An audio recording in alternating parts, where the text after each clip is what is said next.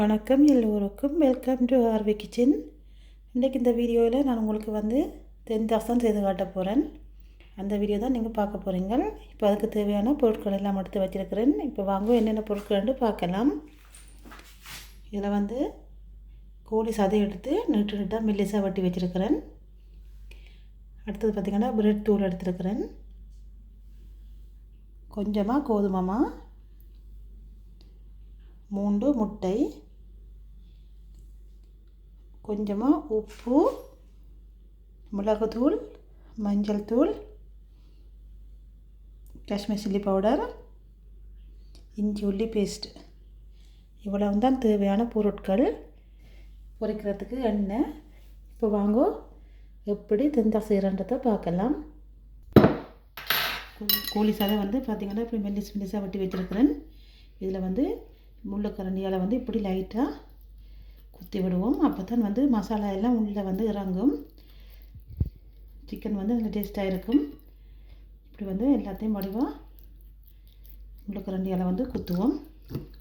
பார்த்திங்கன்னா நல்ல வடிவாக எல்லாமே குத்தியாச்சு. அடுத்தது கொஞ்சமாக உப்பு சேர்க்கிறேன். நீங்கள் டேஸ்ட்டுக்கு ஏற்ற மாதிரி உப்பை சேர்த்துக்கொள்ளுங்க. கொஞ்சமாக மஞ்சள் தூள்,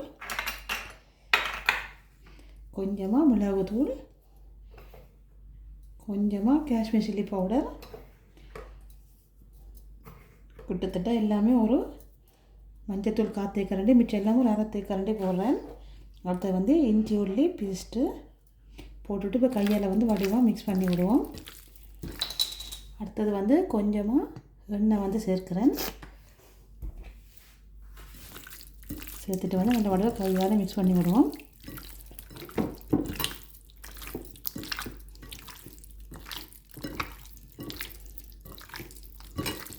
நல்லா மிக்ஸ் பண்ணி விட்டுட்டு மேரினேட் பண்ண விடணும். ஒரு 1.5 மணி நேரம் 2 மணி நேரம் மேக்ஸிமம் மேரினேட் பண்ணத்தான் சிக்கன் நல்ல டேஸ்ட்டாக இருக்கும். இப்போ பார்த்தீங்கன்னா கிட்டத்தட்ட 2 மணி நேரமாக சிக்கன் மேரினேட் ஆகிட்டுது. அடுத்தது பார்த்திங்கன்னா இதில் கோதுமை மாவு இருக்குது. இந்த கோதுமை மாவில் கொஞ்சமாக மஞ்சத்தூள் சேர்க்கிறேன். அடுத்தது மிளகுத்தூள், காஷ்மீர் சில்லி பவுடர், உப்பு எல்லாத்தையும் நல்லபடியாக மிக்ஸ் பண்ணி விடுவோம். உங்கள்கிட்ட சுவைக்கேற்ற மாதிரி போட்டுக்கொள்ளுங்க. இப்போ எல்லாம் ரெடி ஆகிட்டுது. அது பார்த்திங்கன்னா தென்தாசம் பொரிக்கிறதுக்காக அடுப்பில் சட்டி வச்சிருக்கிறேன். சட்டி சூடாகட்டும். இப்போ பார்த்திங்கன்னா சட்டி சூடாகிட்டது. இதில் தென்தாசம் பொரிக்கிறதுக்கு தேவையான அளவு எண்ணெயை இதில் விடுறேன். விட்டு இப்போ எண்ணெய் சூடாகட்டுக்கும். எண்ணெய் சூடாகிற டைமில் அங்கால எடுத்து வச்சு 3 முட்டையை நல்ல வடிவாக மிக்ஸ் பண்ணி எடுக்கணும். அதுக்கு கொஞ்சமாக உப்பு இதில் சேர்க்கிறேன். சேர்த்துட்டு நல்ல வடிவாக மிக்ஸ் பண்ணி விடுவோம். இது நல்ல வடிவாக மிக்ஸ் பண்ணி போட்டு அடுத்தது பார்த்திங்கன்னா ஒட்டி வச்ச சிக்கனை இப்படி 2 தரம் நல்ல வடிவாக மாவுலையும் முட்டையிலையும் போட்டு மிக்ஸ் பண்ணி எடுக்கணும். எடுத்துட்டு பிறகு நீங்கள் ஒயிட் பிரெட் தூளில் போட்டு மிக்ஸ் பண்ணி எடுக்கணும். இப்படி பார்த்தீங்கன்னா இது ரெடி ஆகிட்டது. இப்போ அடுத்தது இன்னும் செய்ய போகிறேன். அதையும் இப்படி 2 தடவை மாவிலையும் முட்டையிலையும் நல்ல வடிவாக மிக்ஸ் பண்ணி எடுப்போம். எடுத்துட்டு 3 தென்தாசம் செய்திருக்கிறேன். 3ஐயும் பொரிச்சு எடுப்போம். இப்படி ஒன்றா போட்டு பொரிச்சு எடுப்போம்.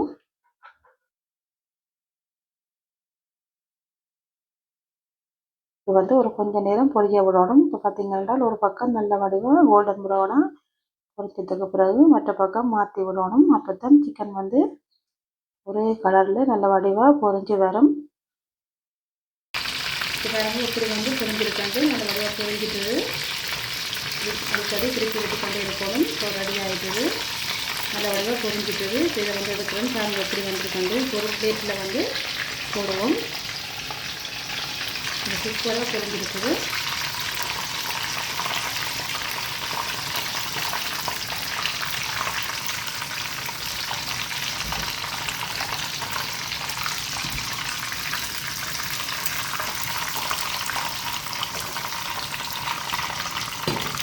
பாருங்க தென்தோசை வந்து இப்படி நல்லபடியாக பொரிஞ்சு வந்திருக்கண்டு. இப்படி வந்து எல்லா தென்தோசையும் பொரிச்சிட்டு உங்களுக்கு காட்டுறேன். இப்போ பார்த்தீங்கன்னா எல்லா தென்தோசையும் வந்து பொரிச்சு எடுத்துட்டேன். பாருங்கள் இப்படி வந்திருக்கண்டு. பாருங்கள் இப்படி முறுமுறுப்பாக இருக்கண்டு. நல்ல முறுமுறுப்பாக இருக்குது. நான் கொஞ்சம் பெரிய பெரிய கோழி சதையாக வட்டி எடுத்ததால் கொஞ்சம் பெருசாக இருக்குது. நீங்கள் இன்னும் கொஞ்சம் மெல்லிசாக வட்டி தென்தோசை செய்யலாம். உங்களுக்கு ஒரு தென்தோசை வட்டி காட்டுறேன். இது வந்து சோஸ் வந்து minus sauce, ketchup, tomato sauce ரெண்டும் வச்சுருக்கிறேன். இதோட சாப்பிட்றதுக்காக உங்களுக்கு வந்து வட்டி காட்டுறேன். கொஞ்சம் மெல்லிசாக இருக்கிறத வட்டி காட்டுறேன்.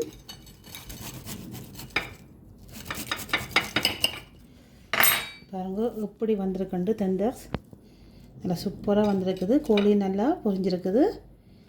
இதே போல் நீங்களும் இந்த ரெசிப்பியை வந்து ட்ரை பண்ணி பாருங்க. இன்னும் ஒன்று வட்டி காட்டுறேன் உங்களுக்கு.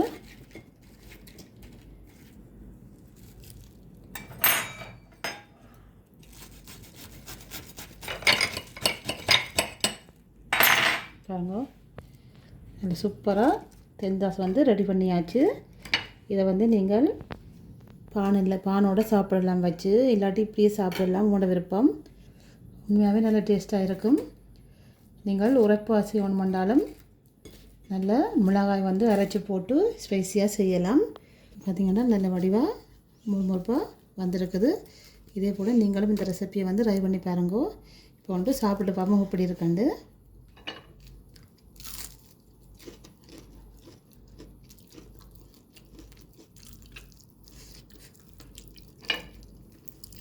உண்மையாகவே நல்லா சூப்பராக இருக்குது.